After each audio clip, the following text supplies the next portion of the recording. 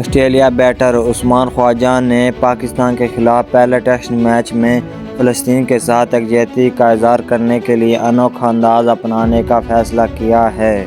Australia اور پاکستان کے درمیان 3 میچوں کی ٹیسٹ سیریز کا آغاز کل بروز جمعرات 14 دسمبر سے ہوگا۔ سیریز کا پہلا میچ پرتھ میں کھیلا جائے گا، جہاں دونوں ٹیمیں بھرپور تیاری میں مصروف ہیں۔ وہیں آسٹریلیا بیٹر عثمان خواجہ پاکستان کے خلاف پہلے ٹیسٹ میچ میں فلسطینی عوام کے ساتھ منفرد انداز میں اظہار یکجہتی کریں گے۔ غیر ملکی میڈیا کے مطابق عثمان خواجہ نے پاکستان کے خلاف پہلے ٹیسٹ میچ سے قبل ایسے جوتے پہن کر ٹیم کے ساتھ ٹریننگ کی جس پر فلسطینی عوام سے ہمدردی کے نعرے آزادی سب کا حق ہے اور تمام زندگیاں برابر ہے درج دے۔ آسٹریلیا کرکٹر یہی جوتے پاکستان کے خلاف ٹیسٹ میچ کے پہلے دن بھی پہنیں گے۔